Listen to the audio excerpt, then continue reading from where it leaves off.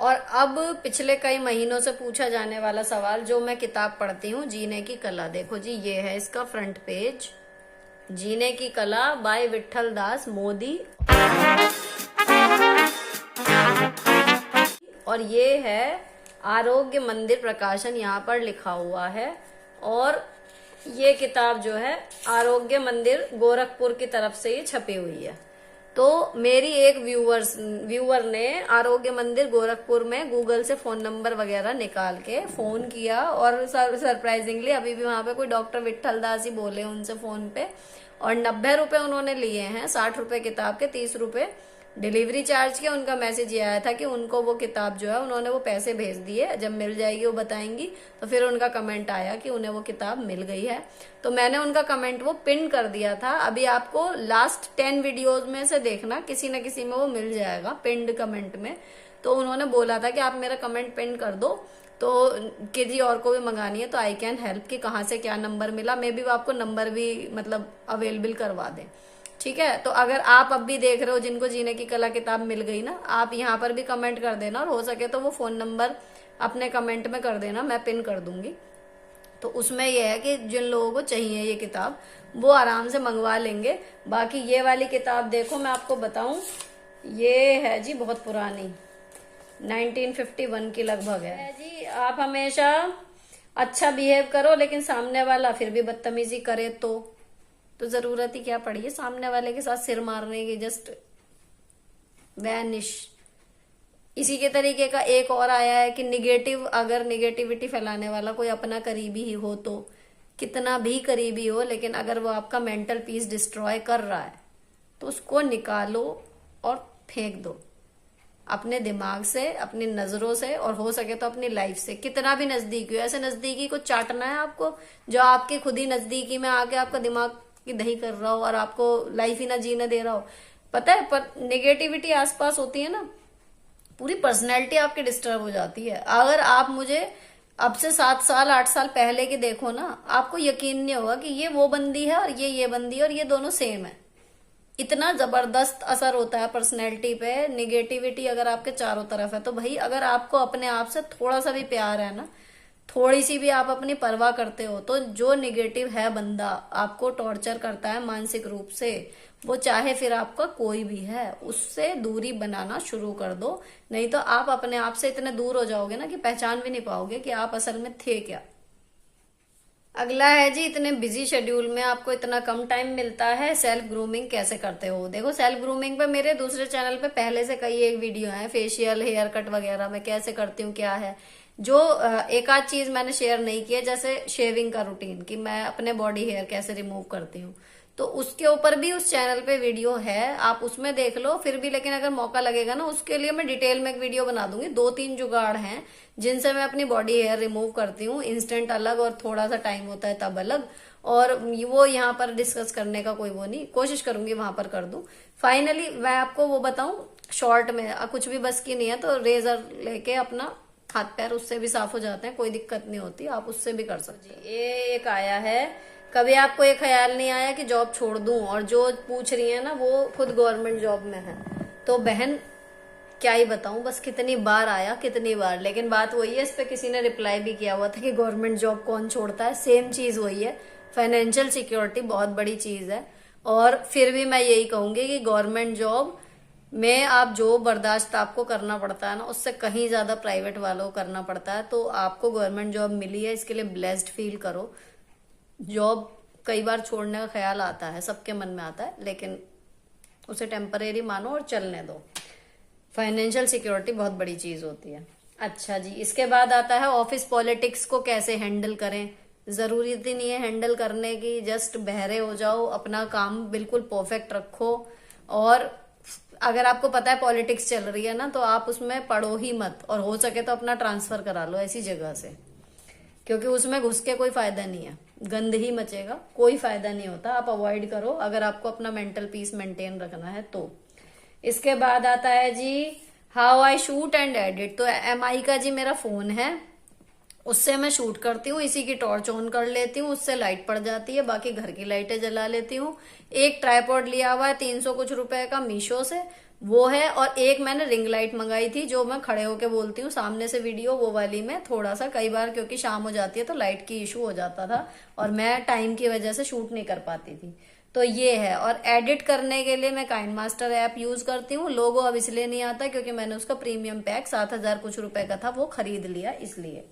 अच्छा चलो अगले चलते हैं। इतनी सारी ड्यूटी आप परफॉर्म करते हो, आप इरिटेट नहीं होते? मैं तो हो जाती हूँ। इसका भी देने वालों ने जवाब वहीं दे दिया कि भाई एक दूसरे से कंपैरिजन मत करो। सेम अभी मैंने अभी भी बोला था कि कंपैरिजन मत करो। आपकी लाइफ अलग है, आपकी स्ट्रगल्स अलग हैं, हर एक की अलग होती हैं। प्रायोरिटी के हिसाब से काम करते रहो, अपना बेस्ट देते रहो। इरिटेट होने की कोई जरूरत नहीं है। नहीं हो रहे 10 काम, 8 करो, 7 करो, 6 करो, 5 करो, 1 करो, लेकिन करते रहो, खाली मत बैठो। और कोशिश करते रहो एक के बाद दूसरा करते रहने की, बस। तो आप इरिटेट नहीं होगे, प्रेशर मत लो।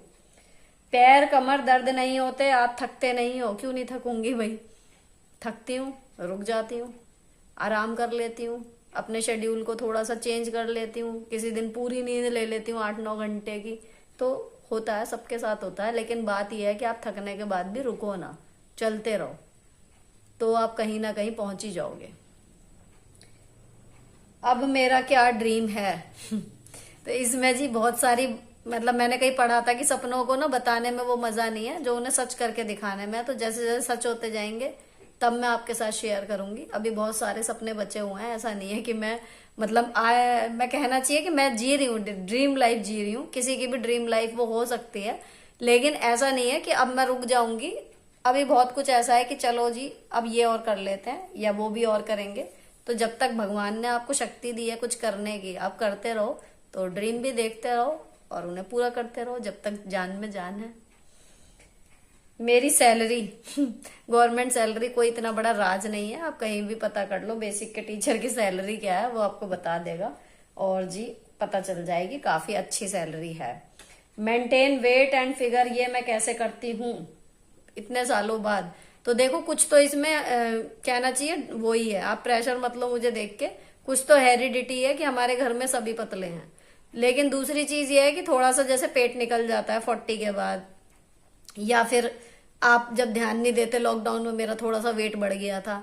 आपको ना पैनी नजर रखनी होती है थोड़ी सी, कि कहीं से आपका साइज जब बढ़ता है ना, आप उसको तभी कंट्रोल कर लो कुछ एक्सरसाइज वगैरह कर कर आके, तो हो जाता है। या जब बच्चों ने मेरा फीड करना बंद किया था ना, तब मेरा वेट एकदम बढ़ गया था क्योंकि डाइट वहीं की वहीं थी और दूध ये नहीं पी रहे थे। तो तब मैंने योगा वगैरह किया था लगातार 5-6 महीने, मतलब हार्ड वाला किया था कि कपालभाति 600-600 में वो करती थी। तो उससे मेरा रुक गया था। एक बार बॉडी वहां पे शेप में आ गई, फिर मैं आराम से अपना नॉर्मल हो गई, स्ट्रेचिंग से ही काम चल गया। और दूसरी चीज ये है, देखो वेट और फिगर मेंटेन रखने की, एक तो काम खूब करो, फिजिकल एक्टिविटी खूब करो। आपको दर्द हो रहा है, उस दर्द वाली पोजीशन को अवॉइड कर दो, लेकिन काम खूब करो। तो आपकी बॉडी ऑटोमेटिकली शेप में रहती है अगर आप मेहनत करते हो। और दूसरी चीज वेट का जो है वो, बजाय, मैं हमेशा कहती हूँ एक साथ भर के खाने के, आप छोटी छोटी डाइट लो और सब कुछ अपने खाने में शामिल करो। तो आपकी एनर्जी भी बनी रहेगी और आपका वेट भी बहुत ज्यादा कभी नहीं बढ़ेगा। ट्राई करके देखना ये चीज कि ज्यादा मत खाओ, थोड़ा थोड़ा कई बार खाओ। और दूसरी चीज, अपना 100% दो, मेहनत खूब करो।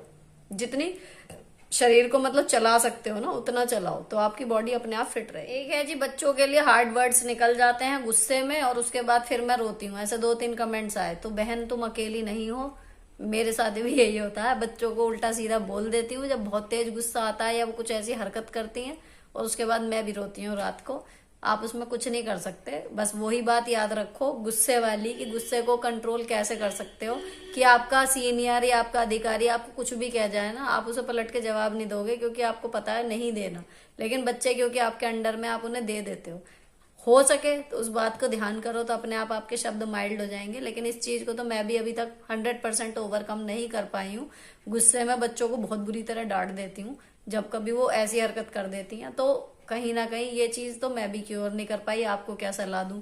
लेकिन फिर भी यही है, अगर आप पहले से सोच के रखो ना कि नहीं, डांटना नहीं है चाहे कुछ भी हो जाए, एक बार खुद को रोक लो, तो काफी हद तक उस चीज पे फर्क पड़ जाता है। लेकिन अगर आप ध्यान ही ना दोगे, आपको गुस्सा आ रहा है और आप कुछ कह दोगे, तो फिर वो ज्यादा गंद मच जाता है। कई बार हो जाता है ऐसा।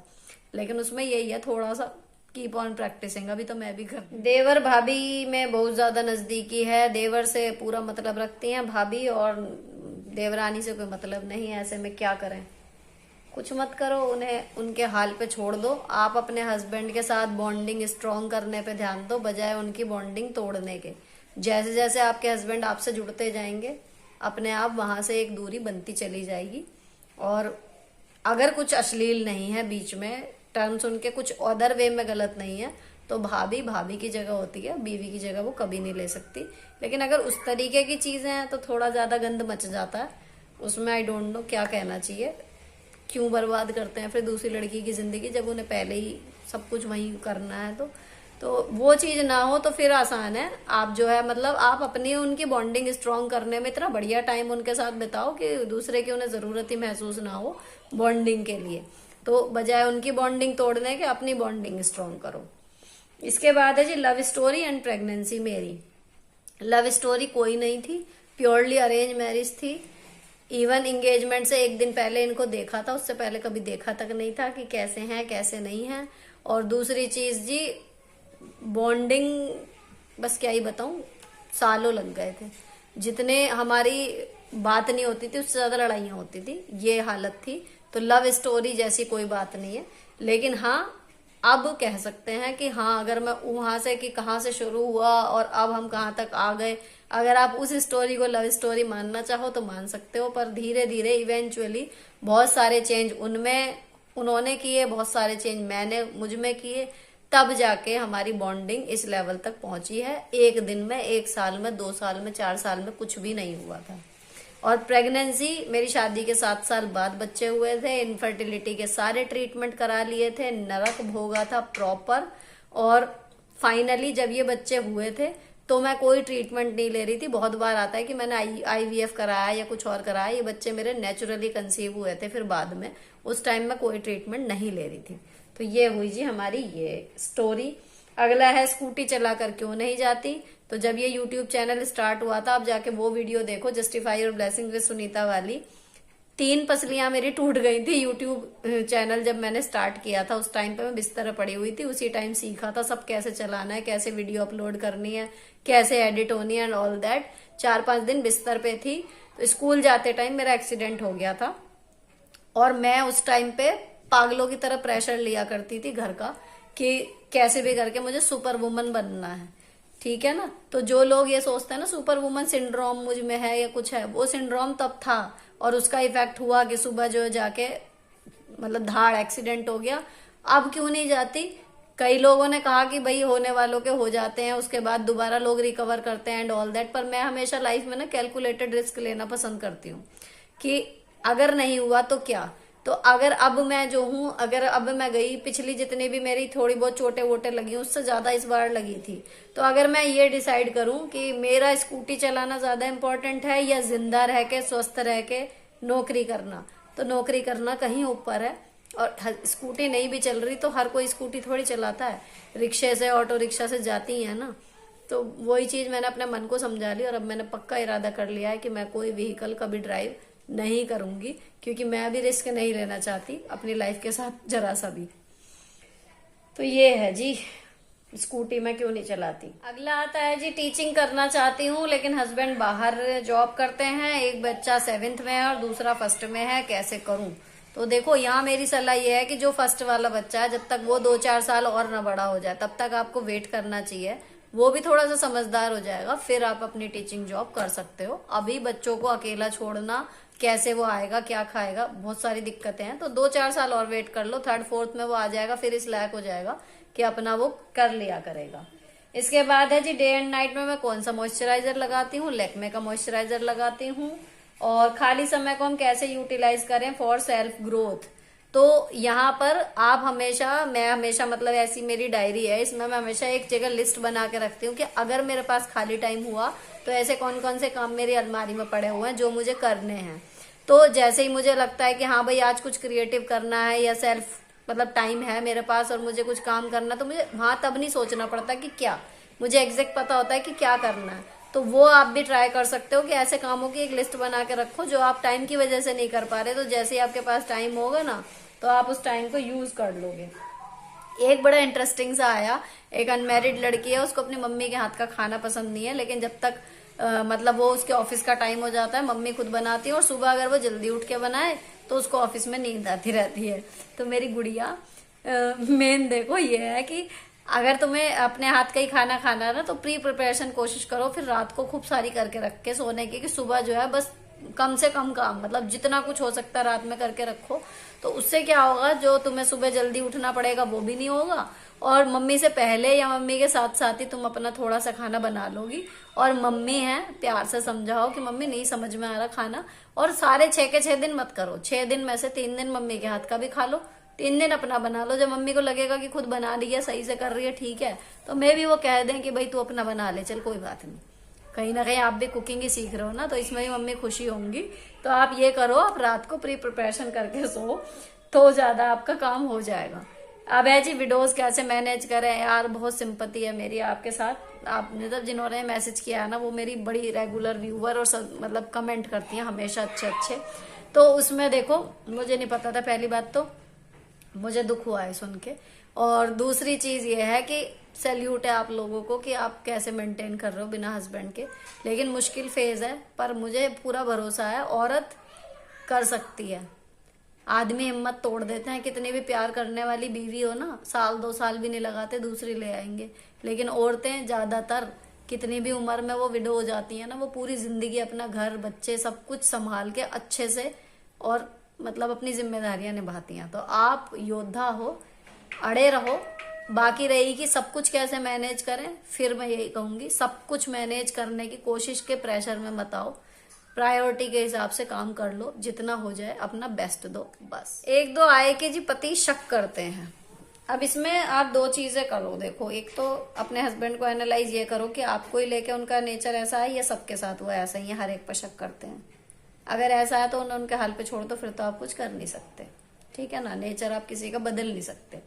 लेकिन अगर बाकी के साथ नॉर्मल है और आपके साथ ही वो इस तरीके का बिहेव रखते हैं कि शक करते हैं, कहीं ना कहीं आपको खुद को सेल्फ एवेल्युएट करने की जरूरत है कि ऐसा हो रहा है तो क्यों हो रहा है। हो सकता है, मतलब आप ध्यान से देखो अपने आप को बाहर से, कि कहीं आपके बात करने का स्टाइल, आपके देखने का स्टाइल, या आपके कपड़े पहनने का स्टाइल, किसी के साथ आपकी बॉन्डिंग इस तरीके की तो नहीं हो रही कि कहीं ना कहीं उनकी सोच उस दिशा में लीड कर रही है।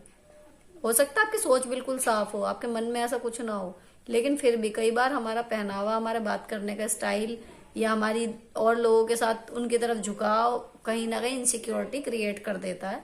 तो आप दोनों ही चीजें देखो। लेकिन अगर वैसा कुछ नहीं है और आपके हस्बैंड सभी के साथ ऐसे हैं, कहीं ये ना कर दे, कहीं वो ना कर दे, फिर तो भाई उनका नेचर है, उनको छोड़ दो, कुछ नहीं कर सकते आप उनको। तो जी यहाँ खत्म होता है ये क्वेश्चन आंसर वीडियो। अगर आपको आपके सवालों के जवाब संतोषजनक मिले हों, या आपने जो नहीं पूछे थे वो आपकी क्वेरियां खत्म हुई हो, चैनल को सब्सक्राइब किए बिना मत जाना। मिलती हूँ आपसे नेक्स्ट वीडियो में। Till then bye bye, stay beautiful always.